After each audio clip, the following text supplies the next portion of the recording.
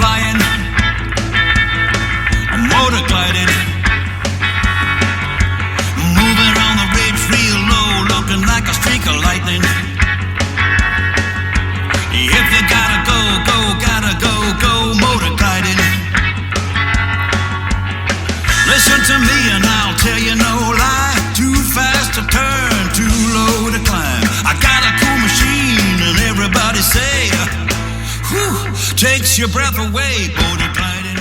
Welcome back everybody to the second clip, clip 2, in a series of several clips. It must be about 10 or 11 of them, I think, covering this flight in North Wales, 427k.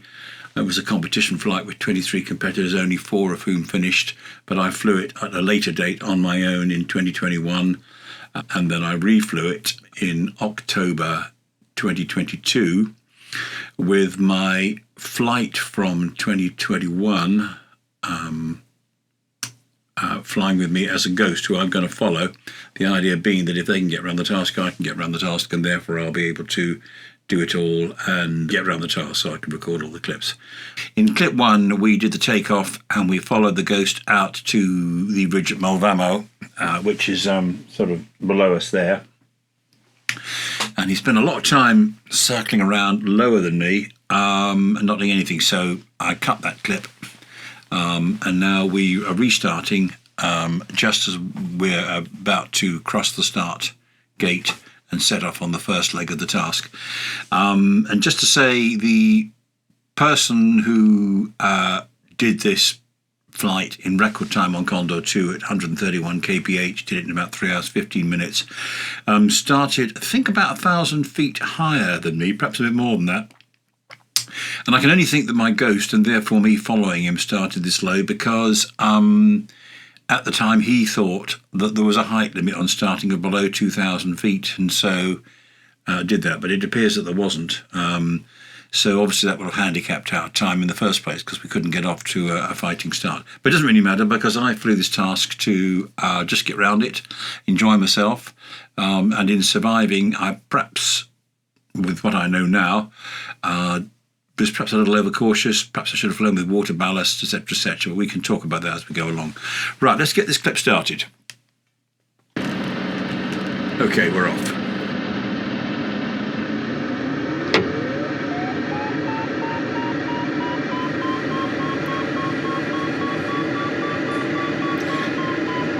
Okay, ghost banks left, I bank left. Of course, my flying is preoccupied with trying to stay with the ghost, so I'm not looking at the instruments very much, and my speed control might be a bit odd at times and stuff, but as long as I can stay flying and most importantly stay with my ghost, we're okay. So you see, you have all this to do because the ghost is now doing that, it's turning again, but very soon I think we'll be setting off, so don't worry, we'll be doing a lot of this kind of thing. Good to do a bit anyway to familiarise ourselves. You will hear me using the air brake quite a lot at times as a speed brake, really. Here we go.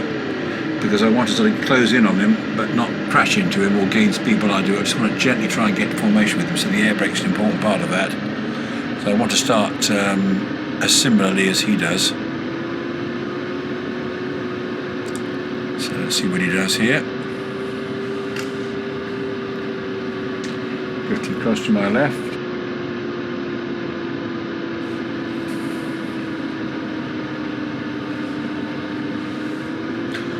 I ask myself what he's doing, really. I just don't know whether he's getting in position to start the task. I'm looking at the gate. Yeah.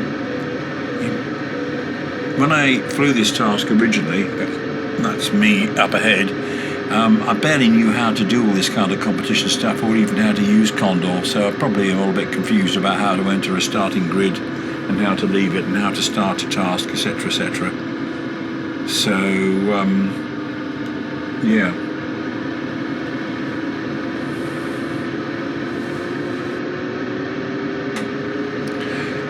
A lot of swooping around, but let's see what happens here. It looks as though he might be setting off or getting ready to set off. Yeah, I think he started the task. Yeah, as you can see, I'm using the air brake rather a lot. I mean, you know, gosh, what a waste of energy. So I'm wasting all this energy just to stay with my ghost. So I hope it doesn't let me down. And famous last words, because as you'll see in a bit, I think he does rather let me down. And I can only conclude that I've learned to sort of fly this kind of stuff better in the time since he flew it back in March 2021 and when I reflew it just a few weeks ago. Still, good fun, good practice at staying in formation.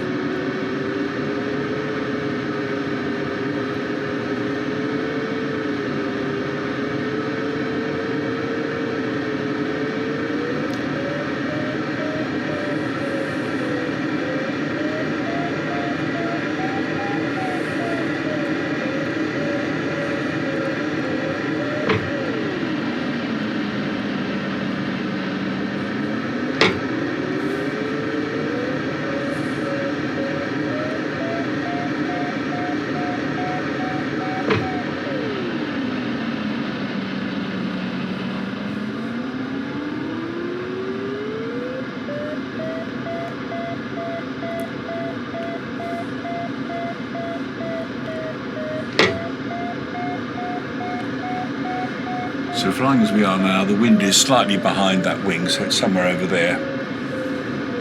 Take a look at the hills, gives you an idea of where we might expect to find and not find lift as we head towards this a lot, where the Ghost is now heading. We ought to bump into a slope that's got reasonable lift as long as it isn't shaded by what we're over now.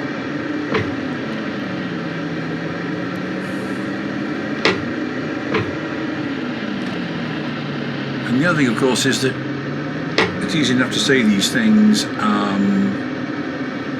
now that I'm not flying the plane, either that one or this one, but I'm just a passenger and a commentator. But when you're actually flying it and you're not experienced like me and you're not good at arithmetic and God knows what else, it can be quite a business trying to constantly visualise where the wind is blowing from in terms of these hills.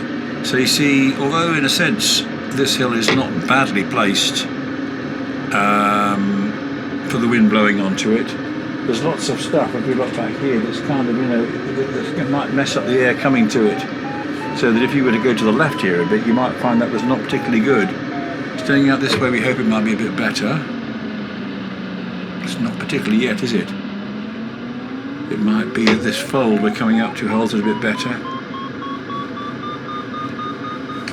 But I think the thing that I've still got a lot to learn about, and where carrying water ballast might even help, is that in a sense it's your average across these bits of hill that matters. You know, just because one bit is producing strong lift and another bit's not producing particularly good lift, if the whole thing averages out at being above zero lift and not below it, and you've managed to get some energy on, you should cut your way along this ridge quite nicely, just whizzing through the not so good bits and maybe slowing up a bit in the good bits, or maybe just carrying on.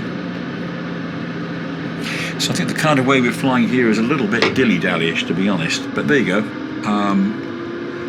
That's what learning's all about. And of course, in a real life situation, I would have someone with experience teaching me how to do this stuff properly before I ever had to deal with it on my own. And in the case of Denbigh, that would probably be Chris Gill, who's the CFI manager there, and a very good pilot indeed, who spends, it's his daytime job to be flying these hills. So, you know, he knows them, and he flies an Arcus 4M, is it? I don't remember, it's an Arcus anyway, with a pop-up motor. That's a very high performance two-seater. But, you know, this Duodiscus is not far off that at all. It's a high performance two-seater intended for this kind of work, and does it very well. So yeah, we're a bit kind of in and out and all over the place here, where I think if we were better pilots, we'd be cutting a straighter line along this ridge, and finding that it averaged out as being more useful for staying up than a recipe for landing out. And as you see shortly, all this toing and froing by the Ghost, who after all I'm following, so to some extent I might have actually flown this better second time round if I wasn't following him, but I foolishly believe that my best chance of surviving this task is by following him. Boy, I'm following him nice and closely. What fun this is.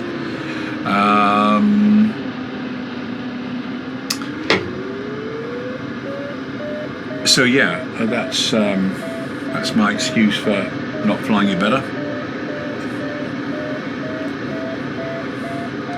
So at the moment I'm going along okay. I mean, we're kind of weaving in and out a bit, perhaps a bit more than necessary, often taking ourselves into areas that are not particularly exciting.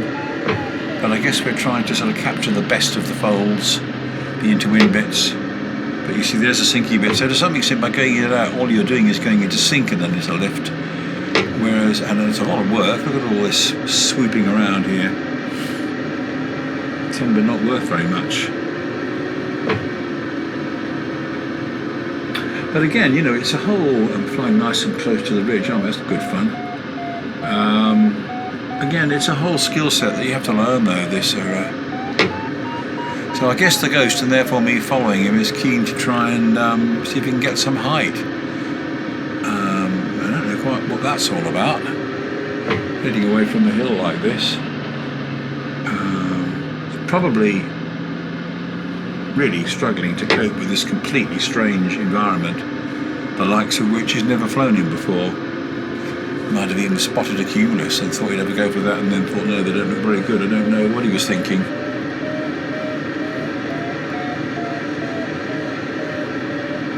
So here again, along here, there ought to be some good stuff if it's not shaded out.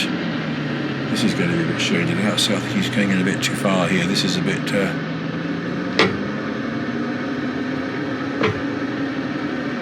really diving in there, isn't he? My God. This is silly flying. I should think Chris Gill will be laughing his head off watching this.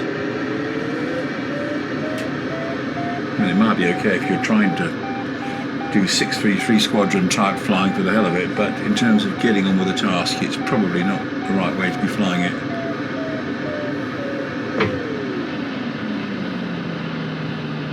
And again, you know, I'm throwing away huge amounts of energy just keeping formation with this Ghost, but it's fun to do. I mean, I remember at the time enjoying the formation flight, so I've no regrets to that. It was good fun. I was really enjoying it.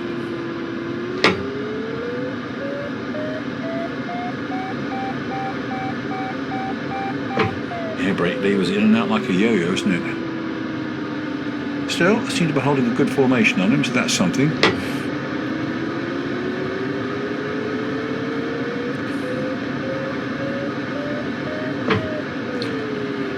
I can't remember when I last looked at the altimeter properly, but we may have been at 1,500 feet. We're now at more like 1,100 feet, so, you know, we're not high. I mean, certainly not high over the terrain, very low over it. But then ridge flying does involve, really, and certainly people like to do it. It involves flying along the ridge, you know, so you often are pretty close in.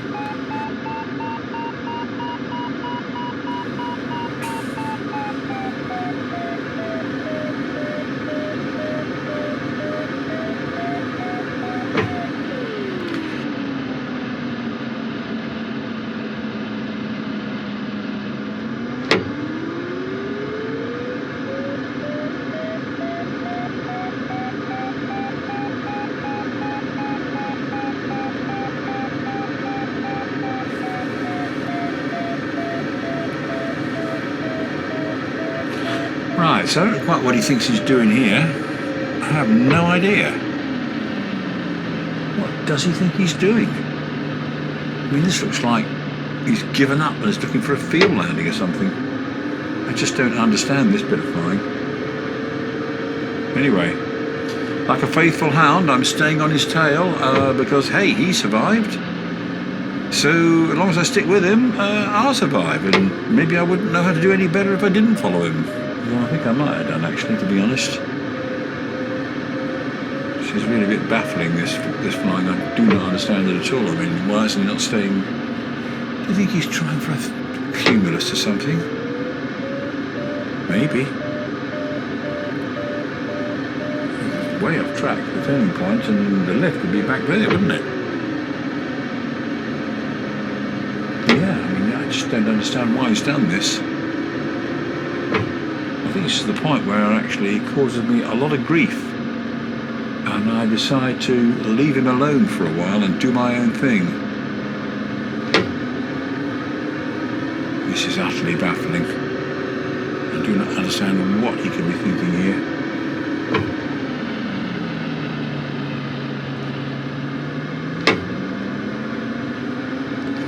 Yeah. Well, rather late in the day, maybe he's worked out that better or worse, he's got to try and get a slope that might give him some lift. This is just no good at all. God almighty. And incidentally, you're watching this clip not because it's how you should do things, but simply because it's how I did them, and to some extent it adds a bit of drama because boy, was I lucky to survive. This is probably the worst situation I actually get into on the whole flight, actually. I mean, this is just madness. In real life, you wouldn't get away with this. You would not get away with anything like this. I think Condor has been rather kind with giving us a bit of lift, and we would not be flying this slow, this low. It's ridiculous. You'd be reported to the authorities and grounded. Still, makes rather good fun.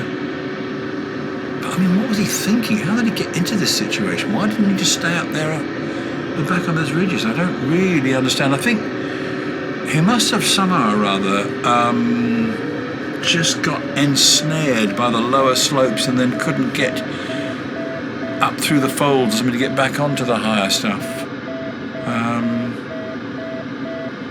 But anyway, we're surviving at the moment, just about, but I think I'm starting to consider I've got to fly with myself here and not to stick with him.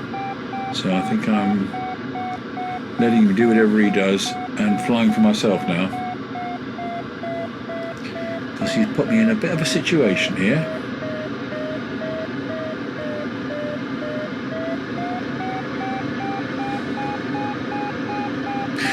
It's a bit puzzling why there should be much lift here in real life, because actually we're pretty much just flying with the wind behind us, and apart from rising ground ahead, I'd hardly call it much of a ridge, but maybe Condor's algorithm thinks that put together all this stuff is holding air and creating an updraft. But look, we're going round again, and I don't think we've gained diddly squat since the last time we came round this way. And hey ho, he's probably desperately searching for something better, and so am I.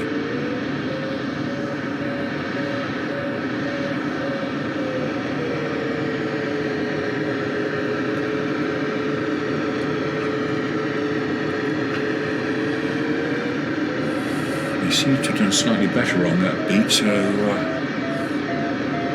I'll try and explore and see what's happening there.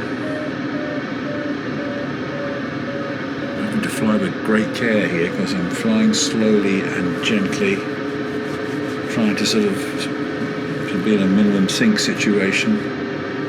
This is mould. So I'm getting myself in close so I can come round this and attack it close in.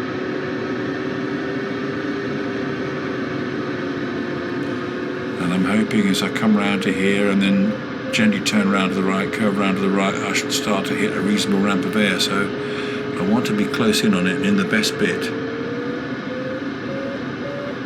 And not flying too fast, because I want to be able to try and then very slowly and gently in the best bit just take it and follow a line out from it to try and get some lift. Just I don't care if it's a slow rate of climb, as long as I can get some height back out of my belt. And that seems to be working. Dying off a bit now, so I'm gently curving round. Look at that, 45 knots. You really have got to be very careful with this kind of speed. What am I doing here? Am I going to just carry me over the hill and then sweep round again? Oh, I see what I'm doing. I'm going to see how far back I can go towards this bigger ridge, see if I can get into whatever influence it offers, and then come up down the side if I have to. I've completely abandoned the Ghost, but look at this, flying into a hillside at under 50 knots. Complete madness. Complete and utter madness. Oh, this is a land out on the hill. And I do recall, actually, not that long ago, a real pilot from Denbigh. I don't know exactly what happened, but it could have been something just like that, because they ended up just being dumped on a shallow bit of slope. I mean, they were dumped quite happily, but it was just whoop, better just land. And then they had to do a retrieve, of course, from wherever he came down. But that seems to have worked okay. I couldn't get back as far as I wanted, but I've still got a good run out now in lift. And I'm back up to 1,100 feet or more. So I'm starting to regain some command of the situation. Now what will I do? Will I go back into that ridge again, see whether I can get some more powerful stuff off of it? Let's see.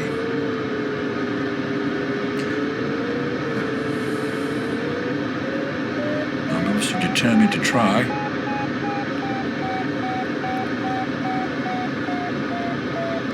Trying to come in close on this bigger ramp, find out the best bit of that and fly out from that. Follow it round. Yeah, this is better. Not great, but it's, every little counts. But boy, what a lot of time this is wasting on task. And all because of the way the ghost dumped me in it. Don't think I would have been in this situation at all. But there we go. 40 knots, way too slow. This is only because we're in Condor virtual reality that could do something like this. Trying to slip along with it, see whether this next section will work better.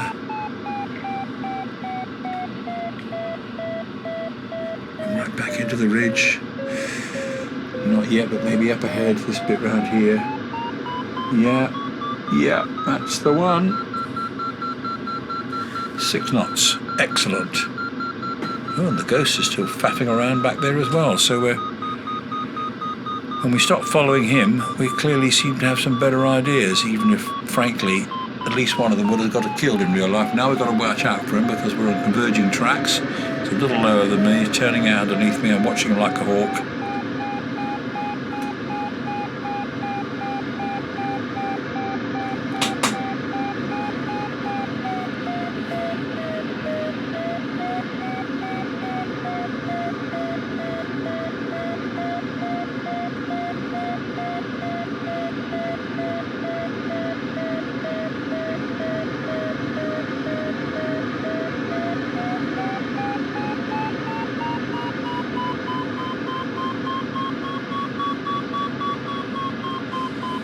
So this has worked well for us. We're now at 1,600 feet.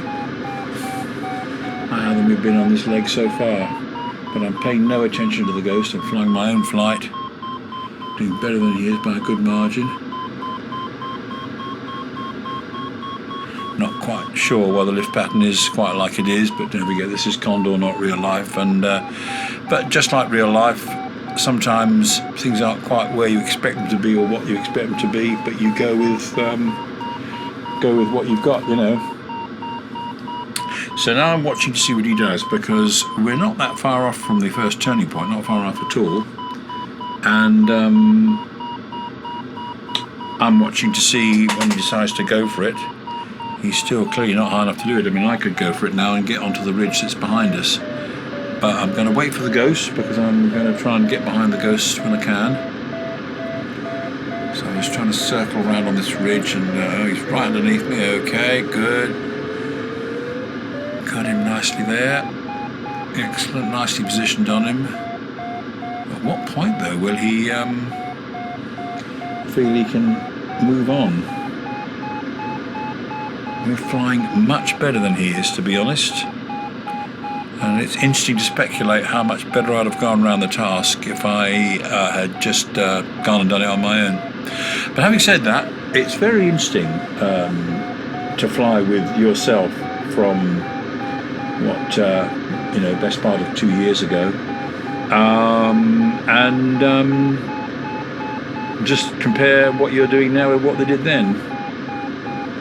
I must have come on a bit, really, I suppose, with doing more mountain and ridge flying. Got a bit better at orienting myself. orienting myself better with the winds and the slopes and what works. But meanwhile, come on, Ghost, come on. Been sat here all day. I'm now over 2,000 feet. It's fine with me. I've got bags of height. But I'm probably going to have to waste it again just keeping company with you. But never mind. It's all good fun. And we're out to enjoy ourselves, not rush. I wonder if that cumulus is worth a light. It's got some vertical development on it. But as I know from later on this task, the cumulus are not great. There is some lift under some of them, I think, but which raises another point.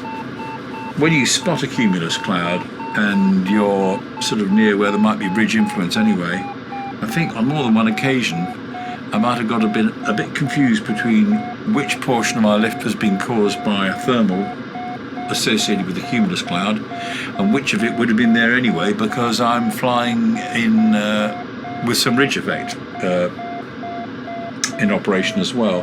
And the other danger is if you think it's a thermal and you're circling in what you think is the lift from a thermal, all the time you do that you're being blown back over a ridge. And so when the thermal appears to die, if you bother to look down, you might find actually it's because you've now been blown back over the ridge and you're now in the kind of the lee of the ridge and getting a sink effect. And Condor's algorithm thinks fairly simply on that, I think. Once you get behind a ridge, even if in real life you're a bit high for that to happen too quickly, it starts to apply sink. Right, so I look back and he obviously has snuck off towards turning point 1. So I've got more height than him, and beyond turning point 1 we can immediately connect with that ridge that you can see and just in front of the port wing with brown on the top and forested up a lot of its slope. So we can go straight over the turning point and straight onto that ridge, and then it looks as though we can use that ridge line to go out that way, and that will offer some nice opportunities that work with the wind blowing onto them.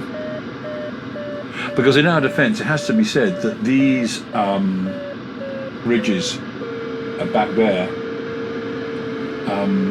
overall the mean line is not particularly well set up for the wind. It's kind of running with the wind, so to some extent you do have to try and use the folds, well, to a large extent you try and use the folds, the bits that are sticking out on the windward side to get some lift and the others to try and avoid. But I still think we probably dived into the clefts between the outcrops a bit too much, but hey, perhaps Chris Gill will watch this clip and leave a helpful comment. Right, so we're just coming down on turning point 1, 0.25 kilometres. What it is, whether it's a farm or something down there, must be there's a collection of buildings here or something. Right, we've obviously passed it now because the next destination is, I can't pronounce it, Llewini Parc. Unpronounceable Welsh names, with apologies to the Welsh. It's not their fault, it's me. I can't speak Welsh to save my life. So we're heading for where we hope there will be good lift, whilst remembering we need to be going off to the right. It looks as though my Ghost wants to enjoy this substantial looking bit of slope, probably because he scared himself stupid back there and wants to see if he can get higher. I'm already somewhat higher, so I just have to sort of hang around while he does it.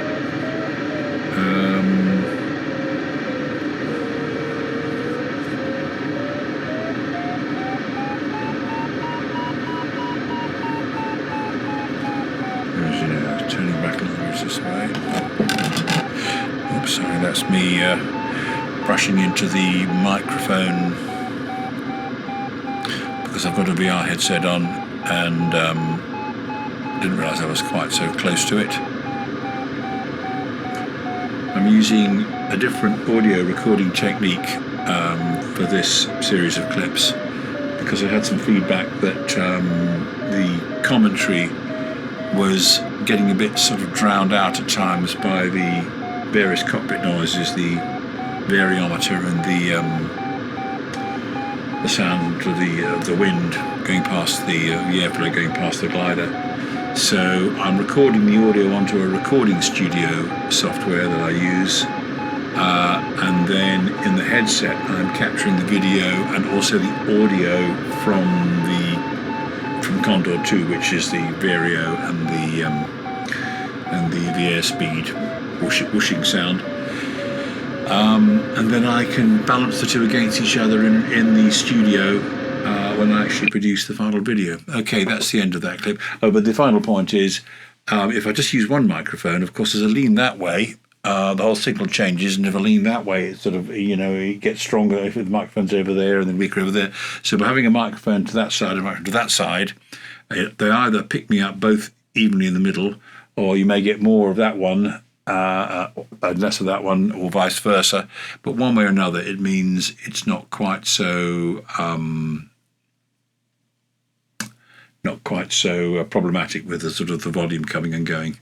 Quite interesting, actually, because the clip has ended, the replay clip has ended, and everything is stationary in my flight. But the ghost is flying on, as you can see, so we can actually watch him heading off in the distance, rather lower than me, and see where he goes. But anyway, I won't dwell anymore. That's enough for this clip. But there's lots of this as well. So, yeah, I hope you're enjoying it. It's a very interesting flight if you're a glider pilot who's into that kind of thing. It's not as dramatic in scenery as the high mountains flights like the Andes, the Alps and Argentina and things, but I don't know, it's pretty cool. There's lots of cool stuff to come, so stick with it if you can. Like and subscribe, and if I'd managed to work out how to put the bell on screen for you to click the notification button, click that, and that should let you know when the next clip's available. It's quite likely, actually, I'll put all the clips out at the same time. I don't know, depends how I get on. I might put them out at intervals. So in the meanwhile, look after yourselves. Hope you found this clip interesting, and as usual, when I take the visor off, I'll appear to be bailing out of the glider, and yeah, hope to see you in the next clip. Bye for now.